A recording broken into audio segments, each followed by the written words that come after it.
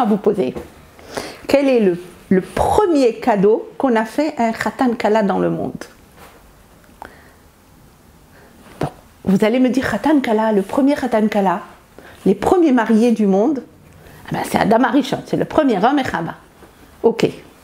Le premier cadeau qu'on leur a fait en tant que couple. Je ne dis pas ce qu'il a donné à l'homme, ce que le Créateur a donné à l'homme. Je ne dis pas ce que le Créateur il a donné à la femme. Je dis en tant que couple. Ils sont mariés, tu apportes un cadeau de mariage. Quel est son premier cadeau? Allez, on réfléchit. Langue au chat? Ah ben on y va. Le premier cadeau, même s'ils n'étaient pas très gentils avec le patron, et qu'il y a à peine de leur dire un petit interdit, tu ne mangeras pas de ce fruit. Il lui a pas dit, il a dit, ça fait rien, bientôt, dans quelques heures, tu vas en manger. Il a transgressé, malgré tout, le cadeau est là. C'est quoi? C'est le premier rabbi de l'homme. Il leur a donné un costume pour monsieur et une belle robe pour madame. Et vous savez quand est-ce qu'il a préparé ce costume? Le créateur, la Torah, les psukim dans Bereshit, alors ils écrivent comme ça. Il dit Vayas lahem Elokim kutnot or. Al tikra or et la or. Le Aïn et le Aleph. Et Akadosh Baruch Hu leur a fait des tuniques de peau. N'appelle pas peau, mais plutôt de lumière. C'était des tuniques merveilleuses. L'habit du premier homme et l'habit de la première femme, c'est Hachem qui l'a offert. Plus que ça, il les a... Alors d'abord, la première question. Pourquoi Hachem? Attends, tu les as laissés faire beaucoup de choses. Hein? Eh ben, laisse-les aussi coudre. Eh ben, ils ont pris des feuilles de figue pour se couvrir au début. D'accord. Eh ben, laisse-les, ils vont chercher du coton, du lin, ils vont le travailler, ils vont le coudre comme ils vont le coudre.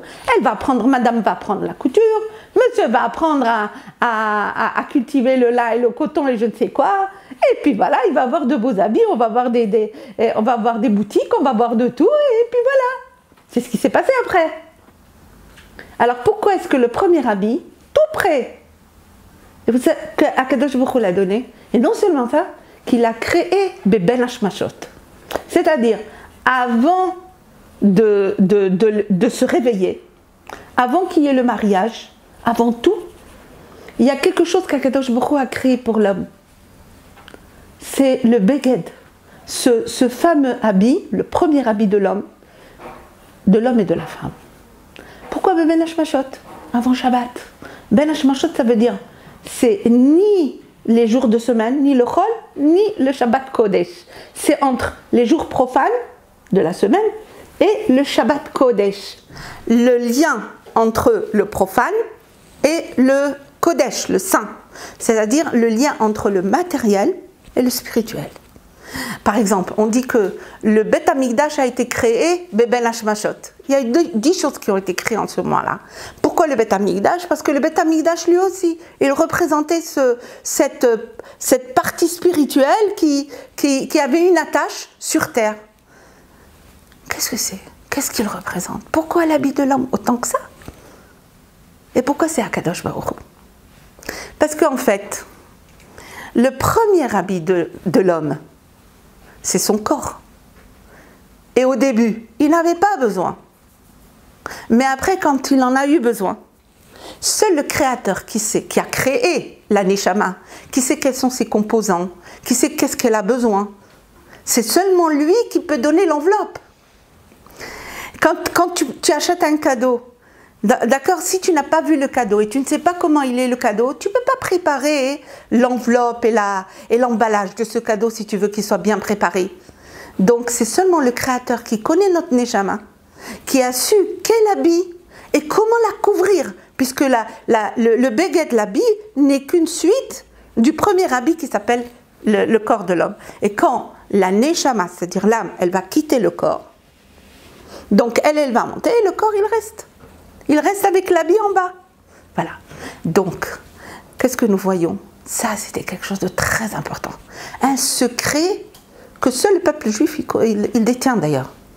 Et ceci, on va le voir, il va avoir des répercussions très importantes dans beaucoup de choses dans la Torah.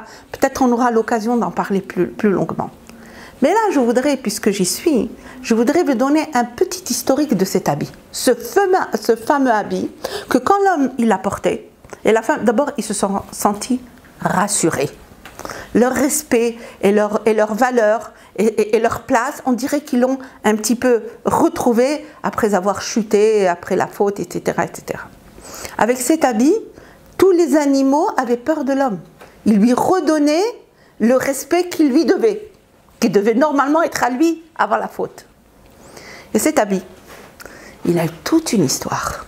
Adam et Ève, ils l'ont gardé précieusement, cet habit. Il était fait par Akadosh Baruch Hu, par le Créateur. Il avait un pouvoir, quelque chose de spécial. Ça, c'est clair. En attendant, ils se sont fait encore d'autres habits. Ce n'est pas le problème. Cet habit est passé à Noé. Il a été gardé dans l'arche de Noé. Après, à la sortie de l'arche, après le déluge, il y a eu toute une histoire. Et il est arrivé finalement entre les mains de Ham, le troisième fils de Noé.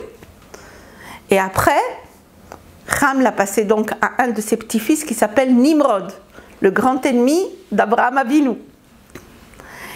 Et Nimrod, comme ça le Midrash nous raconte, a été tué par Ésaü, qui est le petit-fils d'Abraham Avinu. Et Ésaü lui a volé cet habit. Et il l'a transmis à Rivka, sa mère. C'est ça, Bigde Esav Achamoudot. Donc il l'a mis précieusement, il savait qu'il fallait le garder, il fallait le protéger. Il l'a mis chez sa mère. Sa mère, qu'est-ce qu'elle en a fait? Quand elle a envoyé Yaakov pour prendre les bénédictions de son père Isaac, elle a dit, je t'habille avec l'habit qui a le vent, le roi de Gan Eden, qui a l'odeur de Gan Eden, puisqu'il a été fait par Akadosh Baruch Hu. Et donc elle a transmis à Yaakov. Yaakov, puisqu'il avait acheté le droit de la Bechora, c'est-à-dire de la Kehuna, d'être le Kohen de son frère Ésaü, donc ça lui revenait à lui, c'était l'habit du Kohen. C'est avec ça qu'on faisait tout le service d'Hachem. Donc il a pris cet habit. Il l'a gardé. Quand il voulait transmettre à son fils Yosef, c'est-à-dire un message très important, c'était la fameuse coutonnette que Yosef portait. C'est sur cet habit qu'il y a eu la grande jalousie des frères sur Yosef. Ils ont dit, oulala, s'il porte cet habit, c'est qu'on considère c'est lui qui va être l'héritier spirituel de notre père, etc. Ils l'ont trempé dans le sang. Ils ont vendu leur frère, on connaît l'histoire. Ils ont trempé dans le sang. Ils ont amené cette coutonnette, cette tunique. Ils l'ont amené chez leur père. Il a dit, Hakerna et coutonnette, zou. Ouais, et Yaakov qui a commencé à pleurer, dit, mais oui, c'est la coutonnette que j'ai donnée à Yosef. Et c'est comme ça que cette coutonnette, en fait, est revenue vers Yaakov. Et c'est parti. Et on dit que c'est venu au Kohen Gadol. Mais après, elle a été nignezet. Ça, c'est les derniers. Hein. Elle a été nignezet. On l'a cachée avec toutes les choses précieuses qu'on a cachées du Beth Amikdash. Donc voilà, l'habit qui a été créé en même temps que le temple. Beth Amikdash a été créé, on a dit, à Ben Hashmashot. D'accord? La veille du Shabbat. Et ensuite, nous avons aussi le Beged qui a été créé la veille du Shabbat. Tous les deux, ils nous attendent. Tous les deux sont quelque part là-bas dans Harabaït. Quand le Mashiach viendra, Bezrat Hashem, il va nous retrouver et il va nous redonner ces cadeaux précieux qu'Akadosh Baruch Hu a transmis à l'homme. Donc vous voyez, mes chères filles, là il ne faut pas se tromper. L'habit, c'est quelque chose de très important. L'habit a un impact sur la neshama. Et ça, ce sera peut-être un prochain cours lorsque je vous expliquerai les brachot qu'on fait sur chaque élément de l'habit. C'est très beau. Nous avons aussi pourquoi est-ce que le titit a été donné aux Yehudis et pourquoi la femme n'a pas de titit. Et encore des choses à apprendre si Dieu veut, Bezrat Hashem.